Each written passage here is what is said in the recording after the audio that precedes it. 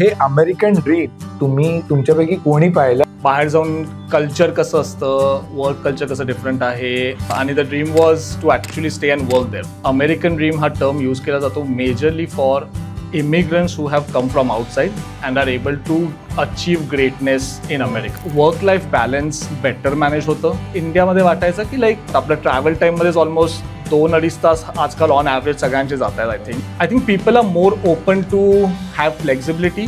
पूर्ण education till 12 is free, is completely free. So like you don't have to pay anything at all. पण privacy, to answer that question, म्हणजे privacy आहे obviously, पण आता it's up to the individual whether you like privacy. We miss Ganpati a lot, like Diwali celebration, ते सगळे आम्ही तिथे करतो, पण it's not the same level. तो लाईक US मध्ये तुला सगळं इंडियन फूड मिळतं. इट्स बीन सो कॉमन की आपलं महाराष्ट्रीयन फूड पण मिळायला लागलं आहे. मुंबईमध्ये Wien you live in a big city आणि तुझं समज होम EMI आहे, लोन आहे, गाडीचं लोन आहे, ते सगळं करून your saving capacity is slightly lesser compared to what you can save in US. There is, compared to your salary, with your spending, you can save more compared to India.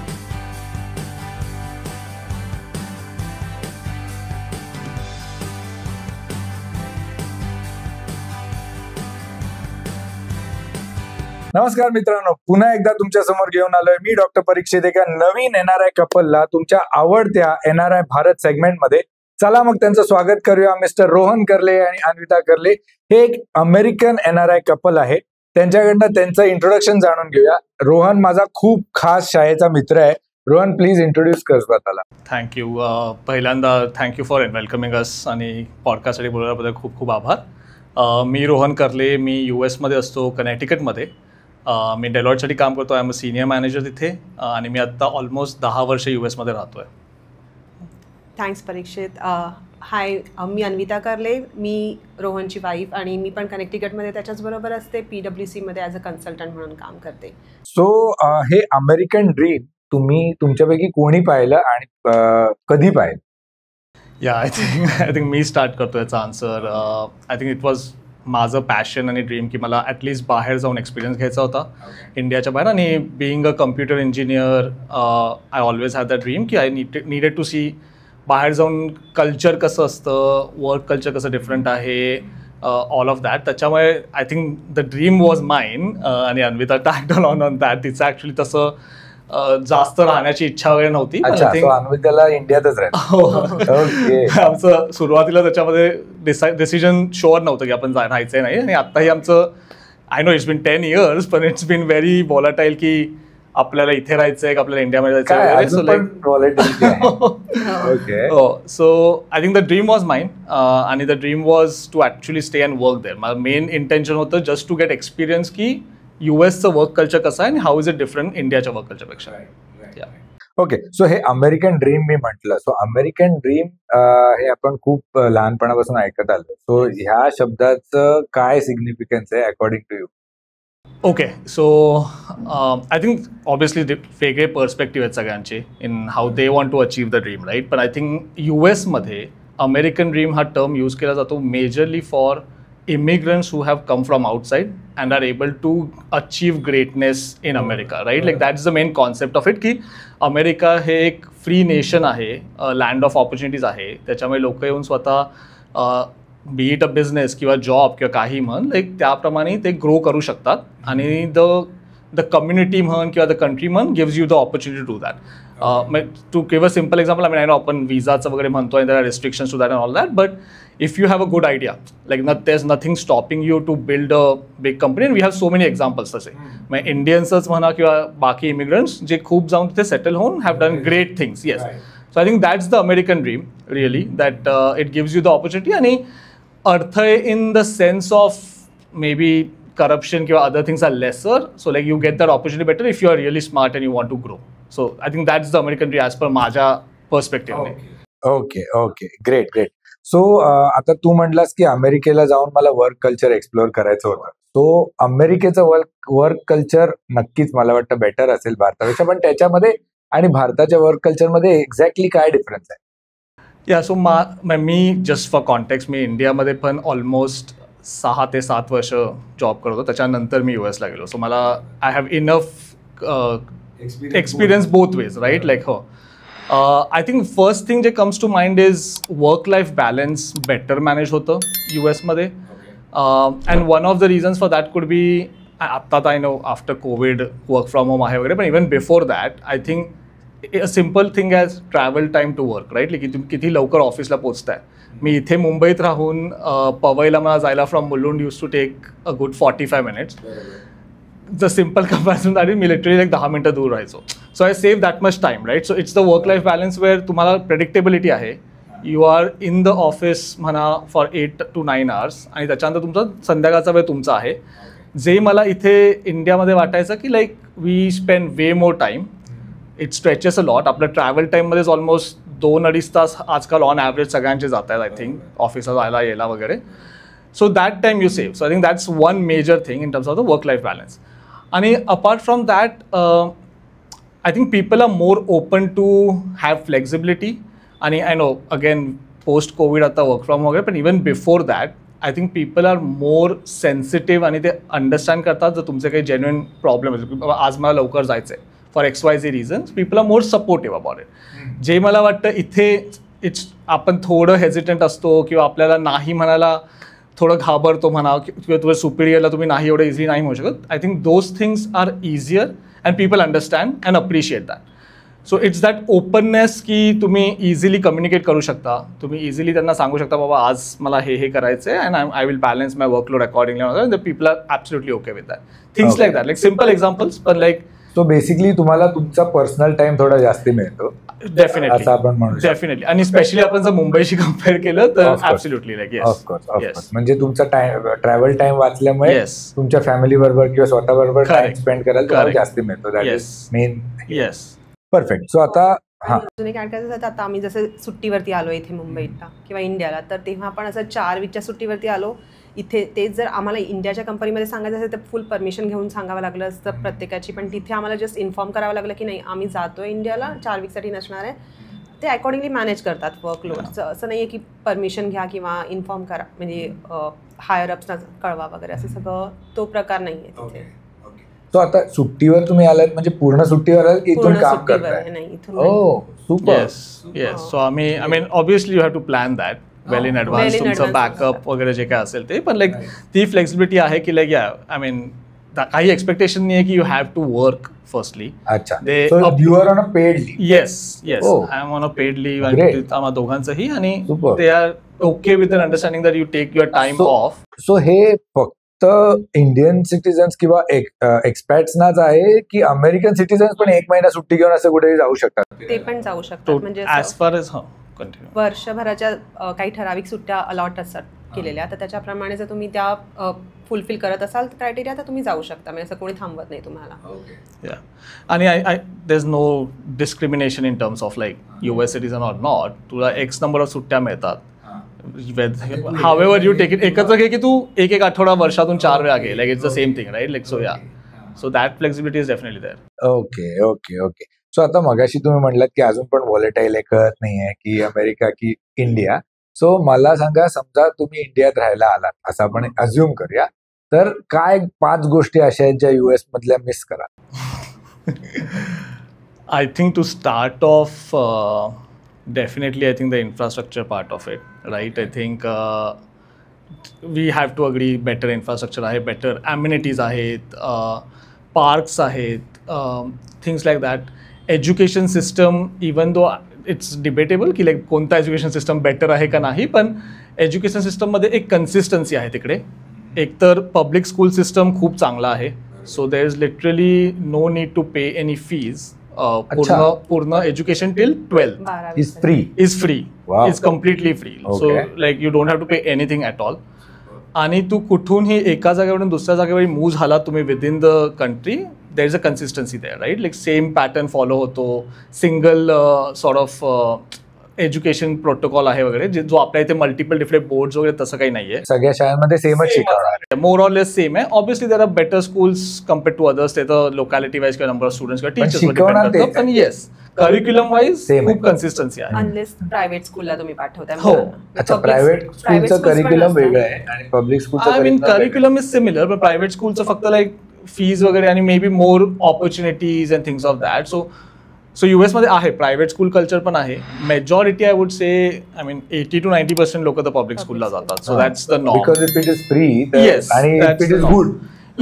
Yes. तर So कशाला that's the norm. private? Correct. Private स्कूल्सचं थोडंफार आहे for prep for next level, right.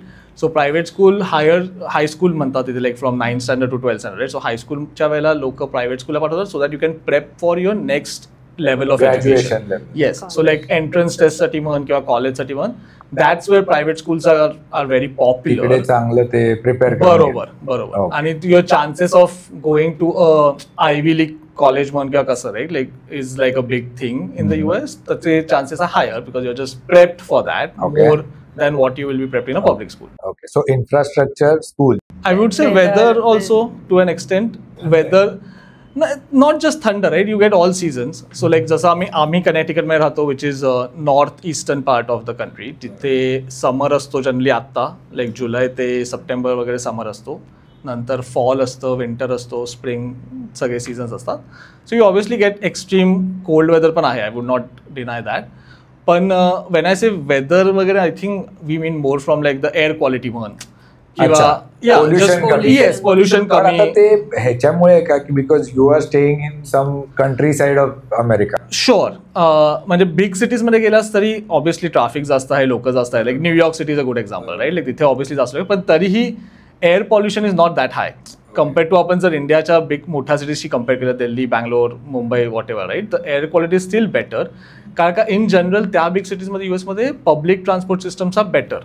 So लोक तसंही गाडी prefer नाही करत. They R dependent on public system. Buses आहेत, सबवेज आहेत, मेट्रोज आहेत, ट्रेन्स आहेत, all of that, right. So ते प्रिफर करतात लोक जास्त. त्याच्यामुळे air quality and all is very good. म्हणजे तसं मला नाही आठवत आहे, अनलेस कॅलिफोर्नियामध्ये जर ते फायर्स वगैरे झाले तर एअर क्वालिटी खराब होते फॉर सम टाइम. पण अपार्ट फ्रॉम दॅट असं overall air quality is very good. अजून काय 3 झाले.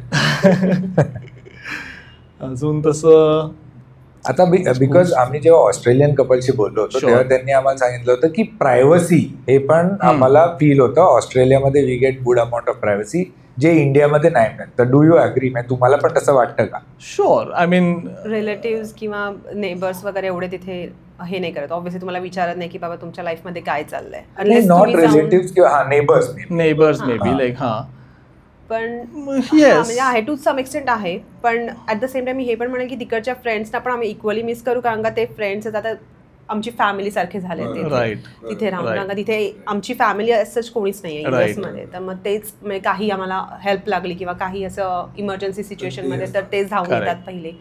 सो त्यांना डेफिनेटली मिस केलं जाईल. या पण privacy, to answer that question, म्हणजे प्रायव्हसी आहे ऑब्वियसली, पण आता it's up to the individual whether you like privacy. I mean sometimes maybe we miss the community part here. कधी कधी लोनली पण हो तेच. फेस्टिवल्सला जनरली तुला जास्त जाणवतं कारण रेग्युलरली आपण बिझी असतो, चालू असतं. पण फेस्टिवल्सला like we miss Ganpati a lot, like Diwali celebration, ते सगळे आम्ही तिथे करतो पण it's not the same level. Yes. Okay okay okay. आणि आता जर तुम्ही US मध्येच राहिलात किंवा आता US मध्ये राहताय तर इंडियाबद्दल काय गोष्टी मिस करता? फॅमिली तर number 1. Family for sure. I think the biggest वोलॅटिलिटीचं मी जे बोललो ते main is the family factor, right. Like for दोघांनी आम्हाला लाईक आमचे पेरेंट्स इथेच असतात. Even though the good thing is ते ट्रॅव्हल करू शकतात आत्तापर्यंत, ते येऊ शकतात आमच्याबरोबर राहायला वगैरे. So that's good. पण yes at some point that will change आणि family factor will be a big thing. I think second is definitely food. Even तो लाईक US मध्ये तुला सगळं इंडियन फूड मिळतं. So there is no issue with getting. Literally आत्ता तर it's been so common की आपलं महाराष्ट्रीयन फूड पण मिळायला लागलं आहे, तुला फिश वगैरे मिळायला लागलं आहे. So like food everything. But like still you miss that maybe the nostalgia about yes की आपण जे grow up like what we have grown up on ते फूड आपण मिस करतो, right. So like food is definitely on the list. I think I still miss the work culture to an extent, not the toxic part of it, but like I think it's more open. Na ithe apan you don't have to be that formal, just to put it that way. आपल्या इथे आपण similar sort of लोकांबरोबर काम करतोय, so there's some sort of expectation. You don't have to. म्हणजे एक मैत्री पण आहे. येस, मैत्री पण आहे. पण तुम्ही त्यांच्याबरोबर हँग आउट करू शकता वगैरे टाइप. करेक्ट. वर्क फ्रेंड्स जास्त येस वर्क फ्रेंड्स असं जास्त लिबरल असतो. आणि you share your personal space also with them, जे तिथे एवढ्या इझिली नाही होत. you still, and I don't think it's anything to do with it, but you still maintain some sort of distance in terms of individuality. पण ते आता मला माहित नाही की ते तिकडच्या कल्चरमध्ये होतं की एजमुळे होतं की after certain point it's difficult की नवीन फ्रेंड्स बनवणं खूप डिफिकल्ट असतं. म्हातारे झालं. आय मीन आता फ्रेंड्सचं मेन असं थ्रू किड्स म्हण किंवा तसं right, like you don't go and make new friends very easily in that sense. पण म्हणजे तिकडे वर्क मध्ये पण म्हणजे तुम्ही ऑफिसमध्ये वगैरे मित्र असं खूप क्लोज मित्र नाही होत, आहेत ते ऑफिस पुरते मित्र आहेत आणि मग because people prefer that personal space. I feel it's not as easily की बाबा तू पोस्ट ऑफिस जास्त हँगआउट करतोस किंवा काही असं भेटतोय त्यांना. इट हॅपन्स असं नाही, पण there some sort of distance ना दॅट यू मेंटेन. आणि I think it's also the difference in culture right. आणि आपलं culture growing up because the things that we like to do might not be the same things that त्यांना आवडतात right. तर त्यांचं time spend करण्याच्या activities वेगळ्या असतील compared to जे आपल्याला आवडतं. So there's not a lot of commonality in that sense, right? So maybe that's a factor je ithe is, I would say you are more comfortable in the space, right, than anything else. So cool. So आपण around 3-4 गोष्टी तर आपल्याला मिळालेल्या आहेत. Okay, so आता मला सांगा, आम्हाला इंडियामध्ये राहून आम्हाला खूप वाटतं की NRI लोकांकडे खूप पैसे आहेत. सो ते पैसे तुम्ही भारतात गुंतवायचे, तुमच्याकडे काय पर्याय उपलब्ध आहेत? I think मी पहिलं ते स्टेटमेंट कॉन्ट्राडिक्ट करेल. So I think the thing जे आपण मिस करतो राईट. सो ऑब्विसली जर तू सॅलरीज कम्पेअर केल्यास and because of the currency exchange rate difference, obviously salary आपण इंडियन रुपीजमध्ये खूप जास्त वाटते. पण वेन यू लिव्ह देअर, आता मी ऑलमोस्ट 10 वर्ष आम्ही राहिलो आहे, यू इक्वली स्पेंड तेवढे पैसे. सो तुम्ही the only advantage I would say is spending factor compared to your salary is better in US. म्हणजे तुला जेवढी येस, सो तुला जेवढी सॅलरी मिळते, समज आता कोणाला $1 lakh सॅलरी मिळते ॲज अन एक्झाम्पल, तुला स्पेंड करून तिथे ऑन युअर रेग्युलर ग्रॉसरी म्हण, लाईक ट्रॅव्हल म्हण किंवा काही वगैरे करून पण you can save a good amount, which जे मला वाटतं की लाईक इंडियामध्ये किंवा मुंबईमध्ये स्पेशली, आय वुडंट से इंडियामध्ये, मुंबईमध्ये Wien you live in a big city आणि तुझं समज होम EMI आहे, लोन आहे, गाडीचं लोन आहे, ते सगळं करून your saving capacity is slightly lesser compared to what you can save in US. So तो फॅक्टर डेफिनेटली आहे. पण ओव्हरऑल असं नाही, हे म्हणजे लोकेशन टू लोकेशन चेंज होतं. Yes, definitely location to location change होतं. US मध्ये असेही लोकेशन्स आहेत आणि आम्ही बऱ्याच डिफरंट स्टेट्समध्ये पण राहावं लागलं आम्हाला. असेही लोकेशन आहे जिथे कॉस्ट ऑफ लिव्हिंग खूप कमी आहे, का तिथे तेवढ्या फॅसिलिटीज नाही आहेत. पण आणि वेन आय से फॅसिलिटीज, तुला बेसिक फॅसिलिटीज सगळीकडे मिळत आहेत. So like school, hospital, water, electricity, wifi सगळं मिळतंय कुठेही गेलास तरी.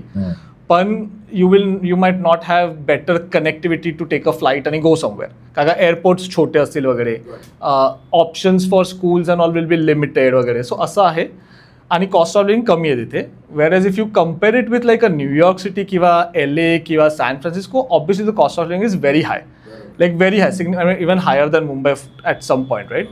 But still, so if you strike a balance इथे आणि आपण ॲव्हरेज पॉप्युलेशन बघितलं, जे समज मिडल सेक्टरमध्ये राहत आहे वगैरे, what I mean by that is the factor is compared to your salary with your spending you can save more compared to India. तेवढंच आहे, पण you steel spend a lot, का तुला बेसिक ग्रॉसरी म्हण किंवा रेग्युलर तुझे जे खर्च आहेत ते तेवढेच आहेत, ते काही कमी नाही आणि ते तेवढेच महागही आहेत. सो आता ग्रॉसरीला फॉर एक्झाम्पल इथे समज कोण 10,000 रुपये स्पेंड करत असेल, तू रुपीजमध्ये कन्वर्ट करायचं तिथे तुला 50,000 स्पेंड करायचं.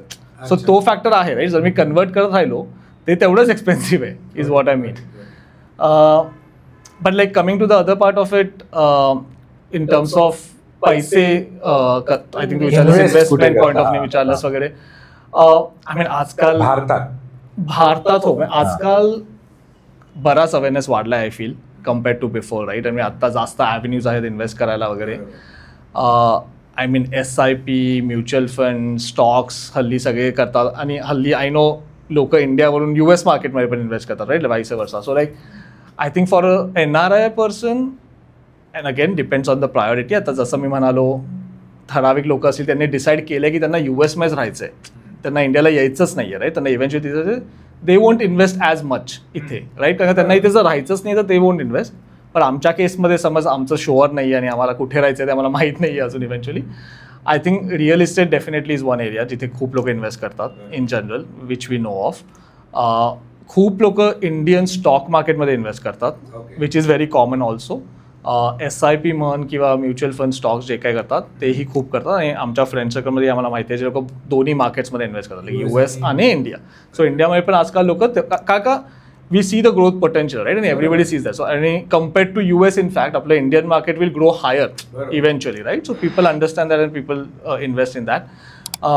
I think apart from that, मी रिअल इस्टेटचं जेव्हा म्हणालो, I know few people ज्यांनी नॉट जस्ट मुंबईमध्ये नाही राहण्यासाठी घर नाही, पण लेट्स से Airbnb म्हण किंवा रेंटलवर देण्यासाठी घरं पण घेतली आहेत जी बाहेर आहेत, लाईक बी इट गोवा किंवा पुण्याला किंवा अदर आउटस्कर्ट्स किंवा Tier 2 सिटीज जे आपण म्हणतो आजकाल, राईट? तसंही लोक खूप इन्व्हेस्ट करतात. So I think those are the few areas जिथे कन्सिस्टंटली यू कॅन इन्व्हेस्ट, आणि जिथे टॅक्स पॉलिसीज थोड्या लिनियंट आहेत आपल्या इथे अजून तरी.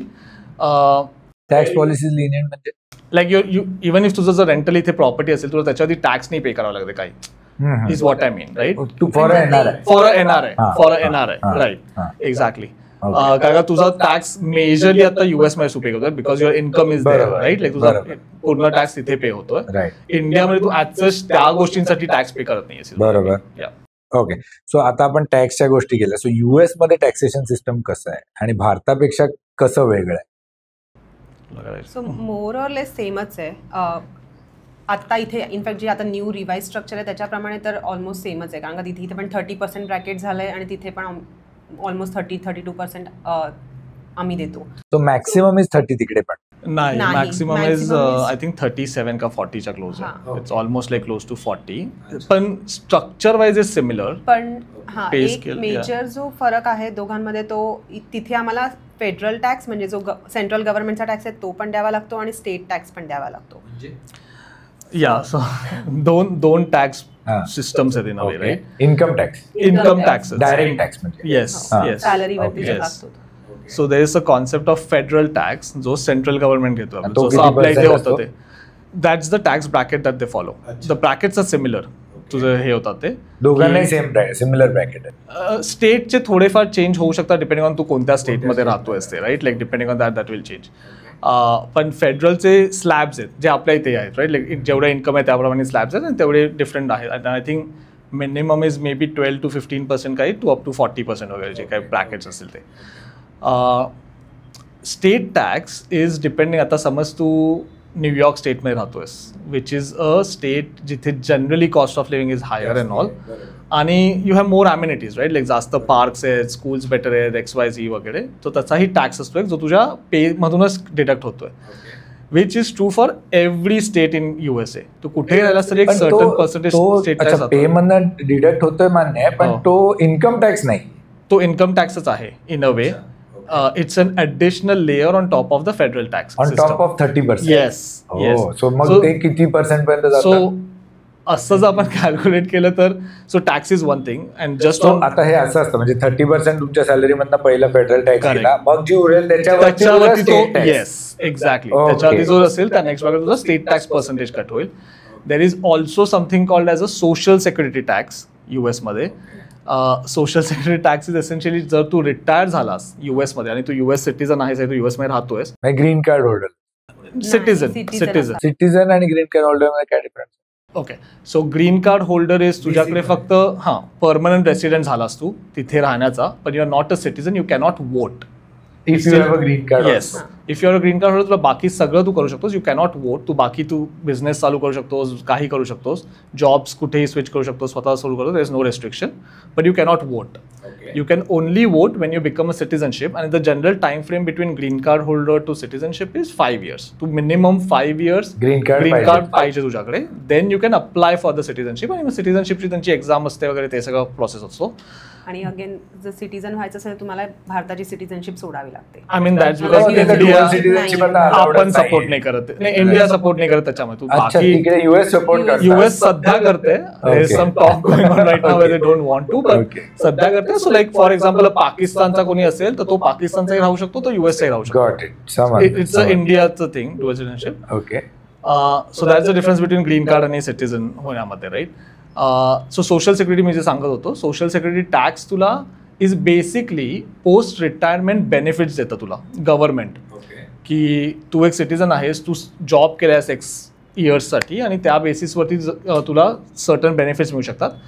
If you become disabled, like तुझं काही समज ॲक्सिडेंट झालं किंवा काही झालं disabled, you not able to work, ते सोशल सिक्युरिटी बेनिफिट्स पण तुला मिळू शकतात.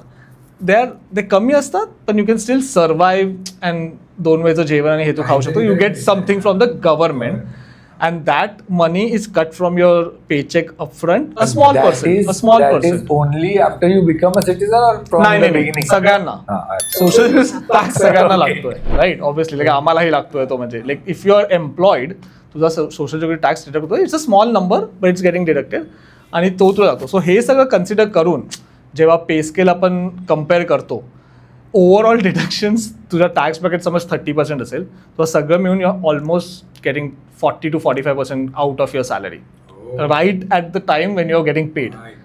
ओके, सो ते आपण कन्सिडर नाही करत generally. Like so it's a big number when you think about it. For somebody like us जो टेम्पररी गेलो आहे, मी समज जर मला 10-15 वर्षांतर परत यायचं आहे, तर सोशल सिक्युरिटी मला कधीच मिळणार नाही आहे, राईट? येस, मी उगाचच देतोय, पण that's going to the government. That's a perk of staying in the country and paying the government. Unless कोण राहणार आहे तिथे, it makes sense because they will get it back. पण त्यामुळे the overall percentage even for like a mid-range whatever you're earning is 40 to 45%. It can go higher also. So that is the taxation part of it, right? आणि when we say की आणि त्याच्यामुळे आपण ते कधीच consider नाही करत. आपण एक बल्क नंबर बघतो की बाबा एकाची सॅलरी इज एक्स, पण त्याच्यामध्ये deductions are, you losing almost 40% of the money straight to the government. So things like that. तो फॅक्टर आपण जनरली कन्सिडर नाही करत when we compare. So overall आणि इनडायरेक्ट टॅक्सेशन पण आहे युएस मध्ये.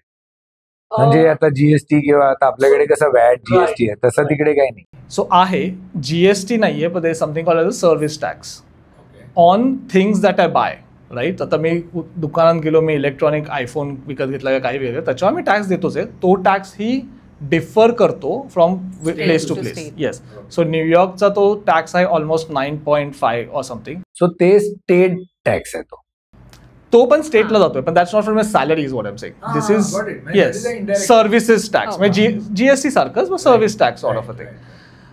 पण कम्पेअर टू कनेटिकटमध्ये तो टॅक्स आहे 6.5%. आणि तो टॅक्स तुम्हाला परत मिळतो. आता दुबईमध्ये वगैरे वॅट परत घेतात, राईट. सो तसं नाहीये युएस मध्ये. तसं तुझा शॉपिंगसाठी पण तसा रूल नाहीये. आय डोंट थिंक युरोपमध्ये पण ते खूप कॉमन, जसं की तुला तो वॅट रिटर्न मिळतो once you have going. US मध्ये तसं नाहीये as far as I know.